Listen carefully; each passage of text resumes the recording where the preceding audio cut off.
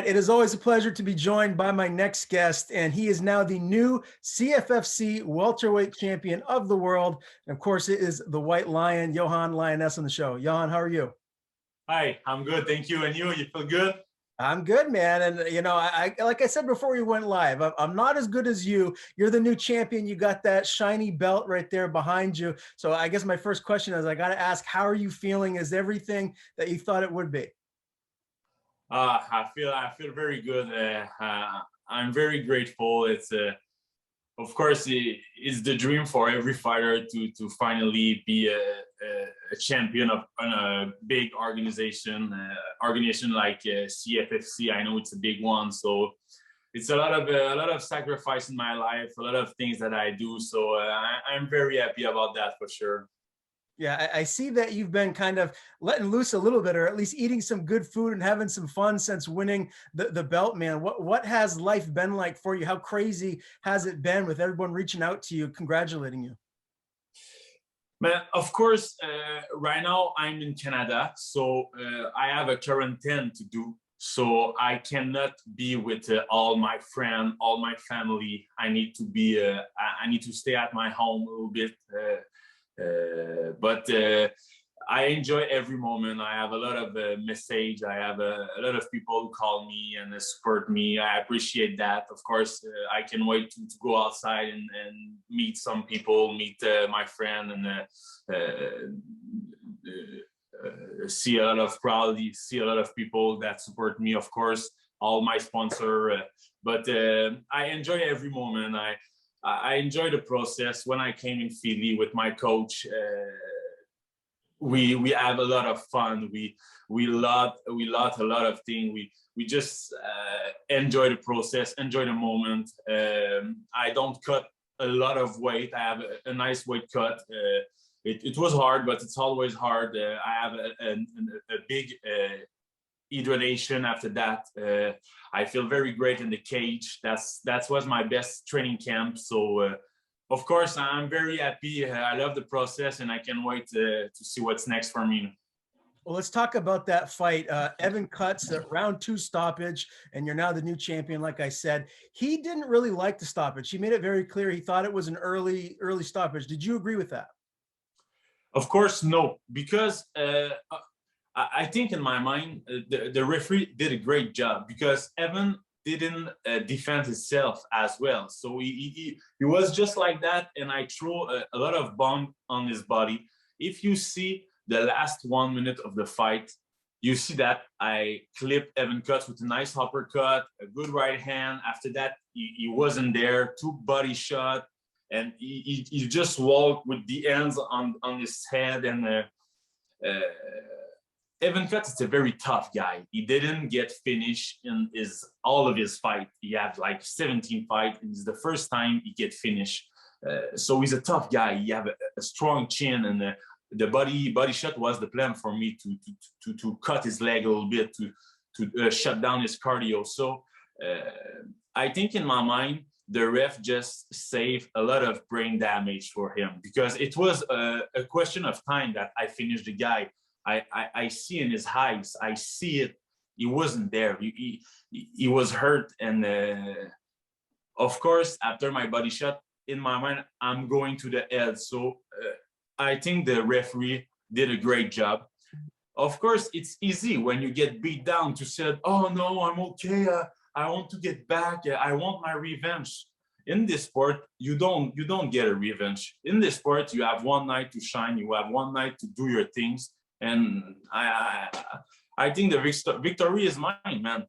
People look at the fight and tell it was a good fight. It was a hard fight. It wasn't a little bit hard fight. I get cut in my eyes 5 days before the fight. I have the face all of bleed in my face in the fight, but Evan Cut don't throw me big punch. He throw me a little 1 or 2 punch, not a hard one, and my eyes was cut. And I know that I feel in peace with that because I was in peace with that before the fight. I know my cut is gonna open. So if you erase that, I'm okay. I don't have anything in my mind, in my face. So I don't think it was a bad stoppage. I controlled the fight. I threw a lot of big punch. And it was a question of time that I finished the guy. So I think the referee did a good job. So you're saying that the cut that happened there in the first round where you clearly were bleeding, that happened 5 days before the fight. Was that just during sparring or training? Tell me how that happened. Yo, bro, it was my last sparring. I did my 5 round of 5 minutes. He rest like 30 seconds of the last round. I tried to do a double leg and I throw my head on the knee of my partner. Boom. And I just, I take down my partner. I go on him and he look at me and I know his eyes look. And I said at my partner, oh no, it's harder than that. It's look, and I bleed. So I got 5 point, shooter point. And of course, I questioned myself. Me and my team question it. Did we go to the fight? If the commission let me fight, if a lot of things happened in my mind, it was the most important fight of my life. So, of course, I questioned myself a lot. But winner won the ball when the game is it's even. So I won this ball. I take the guess, and I came back with this belt, man. Yeah, it's gorgeous looking, very shiny, stands right out in the background there, man. I gotta ask too, like with the cut and everything, how did that affect you inside of the cage? Did it bother your vision at all during the first round and then in the second? I got a lot of blood in my eyes after the first round. The cut man, Joey Ice, very nice cut man. That's my boy. He take care of myself. The 4th fight that I go to the CFFC, it's a good man. And after my first round, I came back in the corner. My coach tell me, we know that's gonna happen. Everything is okay. You won the first round. I think it's your time. But I see the doctor. I see the guy from the commission come in front of me. Everyone look at my eyes and said, "Oh, it's a bad cut. It's a bad place to na."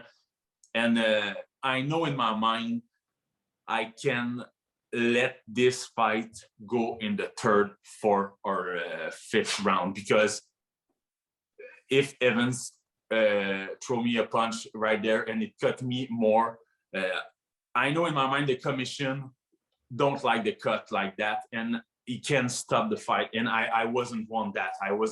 So my coach tell me, you need to finish the fight, maybe not in the 2nd round, but in my mind it was clear I can't go in the 3rd or 4th or 5th round. I need to open the machine, like we said in Quebec, ouvrir la machine, open the machine, and that's what I do. I finished the guy in the 2nd round. I know it was a bad cut, bad place, and so that's it, man.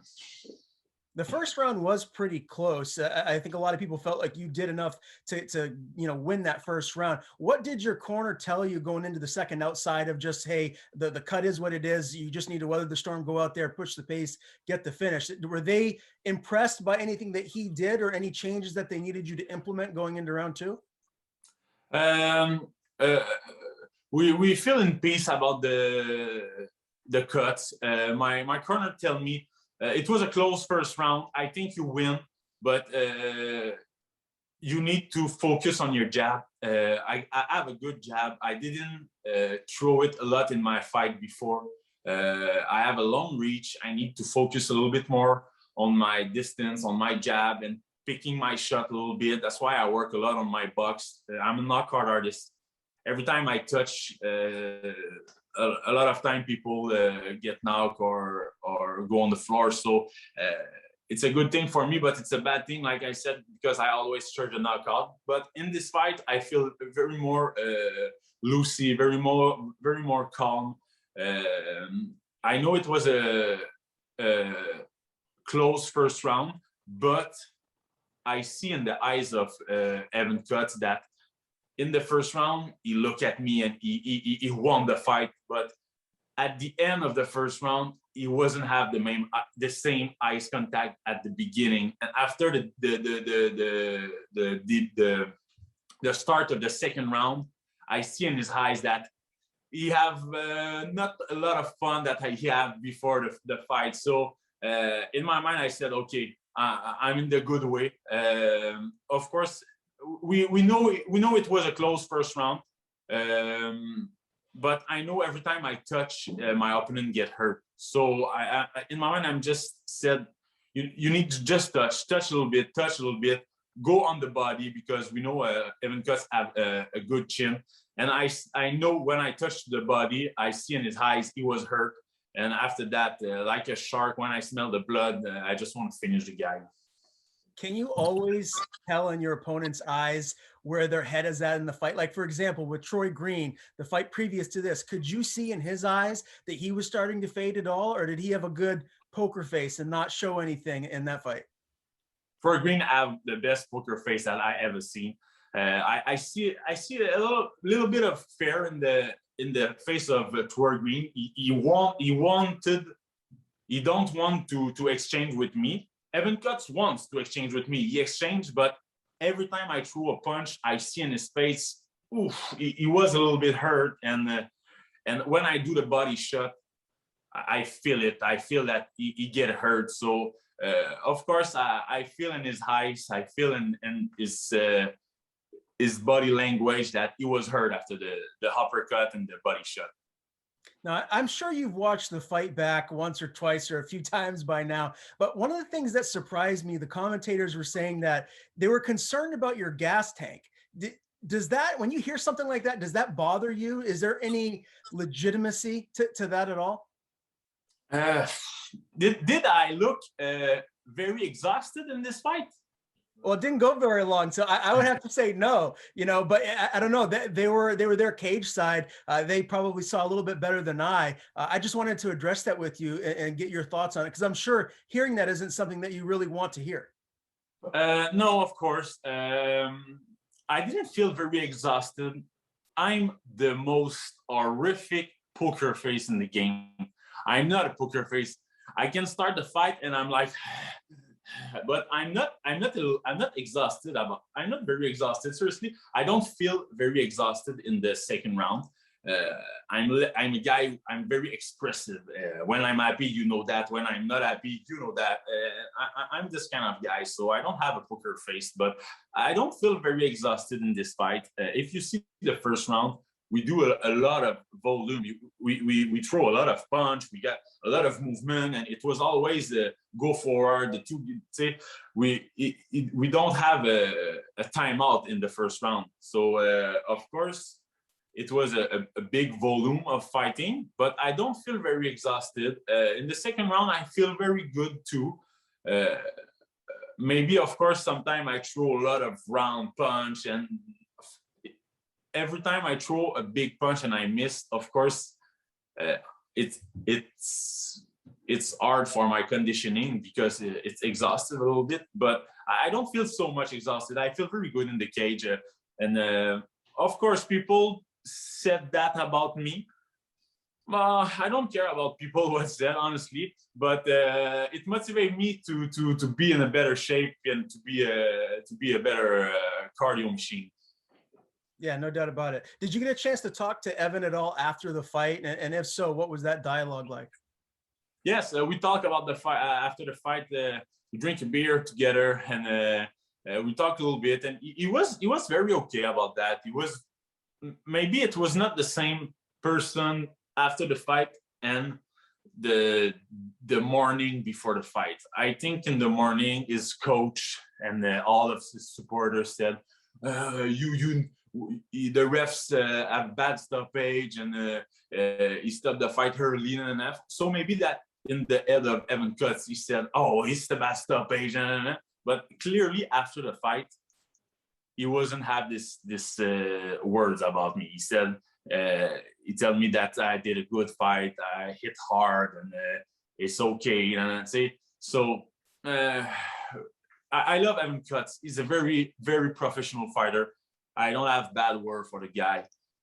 He's a father. He has a gym. He's a hard worker. I respect that. But I beat him, and if you give me a chance to beat him again, I'll beat him again. And he's not in my mind. I be the guy. He's close away for me, and I'm just ready for another good test. Okay, fair enough. Now, I think it was CM Punk that said this, but he said he ran into you after the weigh-ins, and you told him you were 192 pounds the next day. Is that true? And how big were you come fight night? I got to 192, but I don't fight at 192. My reload put me at 192. Okay, but I fight at like 188, 187. It was the best weight cut of my life. I came in Philly, I was 181 or 182. So I dehydrate like 9 pounds, 10 pounds, or max 11. Feel very good about that. It's not a lot for me, but I'm a big guy. Out of camp, I'm like 200 pounds. So I have a lot of diet.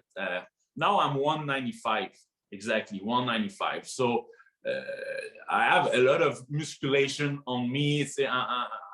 I'm a big muscle guy. So of course, I take a lot of pounds, but I feel good about that. I don't feel gas out. I don't feel so heavy on my feet. I feel good. So yes, of course, I'm a big welterweight guy, but I do the thing. I do it on the good way. So my healthy is very good. Yeah, I want to get to, I guess, what is next for you here in a second, but I got to ask first, afterwards, you said you had a beer with Evan and everything. What was the cheat meal? What did you get? Did you get a Philly cheesesteak when you were out there in Philly? Tell me what you engorged on. I'm a fan of burger and French fries. So, of course, a big burger with French fries, a beer, and a lot of chips. That's perfect for me. That's the tricks for me. And after that, of course, a good breakfast, because in the training camp you eat like broccoli, Yep. broccoli and eggs for the breakfast. Who want to eat that on the breakfast? You want bacon, you want sausage, you want pancakes. So that's the best cheat meal for me. Okay, very good. Now you mentioned that obviously you're a muscular guy, you're a big welterweight. I didn't realize that you had an opportunity to fight for Dana White's Contender Series before. So my first question here with this is, if you got an opportunity, a short notice opportunity to fight at middleweight there, would you take it, or would it only be at 170? Oh, it's a good question, my man. You're the first to ask me this one. You surprised me. I'm open about that, because I fight Conor Dixon at 180, and I love the process. I feeling good in the cage, so I'll be open to do a short notice at the 185. Of course, I'll be open for that. Contender Series was in my mind, but I was like, that I tell you before, I was always want to be the champion of an organization. I want to have the belt. I love the fact that you're the champion. So it was always one of my objectives. Now, of course, I think I'm ready for the big show. Can't wait to I hope to have an opportunity to sign with the UFC. But I'm gonna wait for the contract. So as far as Contender Series goes, with a previous opportunity, was there a name that you were given, or was there just rumblings that you were, I guess, on their horizon for signing you to a Contender Series fight? They give me a name on the Contender Series, but honestly, I don't remember the guy, because it's like 2 or 3 months before. The guy was 5-0. I don't remember the guy. A good guy, a striker, a purple belt, a good, well-rounded fighter, but now I need to take a little rest, because my cut, it's in the bad place, and I need to recover that at 100%. So I can do a lot of sparring for the 1 month and a half, maybe 2 months. So I'm gonna work on a lot of other things for sure. But I'm open. I'm open to see. Can't wait to see what's next for me for sure. So time frame, are we talking like September, October? When can everyone expect to see you fight next, whether it's defending your belt or fighting in the UFC or Contender Series? The best way for me will be to fight maybe end of October, beginning of November. It's going to be the best scenario in my mind. 1 month and a half to just to be okay with my eyes, and after that can jump on another good training camp. I do 4 fights in the last years, so it's a lot, man. It's a lot. The fights are not so much hard for me, but the training camp is hard. I'm trained with some savage people, man. So of course the training camp is very hard. I push my body, push my mind. So I want to relax a little bit this summer, relax with my friends, my family. So maybe November would be the best for me. Okay, well, a little time off is definitely well deserved. I do got to ask you too, man. Like, would you be disappointed if you had to go and defend your Cage Fury belt? Do you feel like next should be a UFC fight or in Dana White's Contender Series, or do you feel like maybe we are going to see you in there defending your belt, maybe against like a Basel Chavez before you get that call? I'm open. I'm not. In my mind, I'm open. It's okay for that. If I go to CFFC to defend my belt, that's mean. Sorry, that's mean. I'm gonna have another belt like that. So it's very cool too, huh? So I'm open about that. So I'm a fighter. I love to fight. I don't like to sit on my ass like 4, 5, 6 months. I'm a guy who stay active. Like I said, I fight 4 times in the last year, so I'm not gonna wait 5 or 6 months to fight again. I want to learn a lot of experience. Like I said in the past, I know they can have a lot of experience because I'm a finisher. So of course, I'm not gonna wait like 7 or 8 months for another fight. I'm gonna check the option for me. UFC is it's the first option in my mind that I want for sure. But if Contender or CFFC give me a chance, I'm gonna talk with my team and we're gonna make a decision. You said in the cage post fight, you were yelling, I believe it was flick that jab, right? Can you tell me where that came from? Because in my other fight, I not work on my jab a little bit because I always feint my jab and throw a lot of big bombs because in my amateur career, that's pay a lot. I knock a lot of people with my bombs. So in this training camp, we work on the jab. And my coach, the day before the fight, he tell me like, seriously, 200 times in the day, flick the jab. So we walk on the street.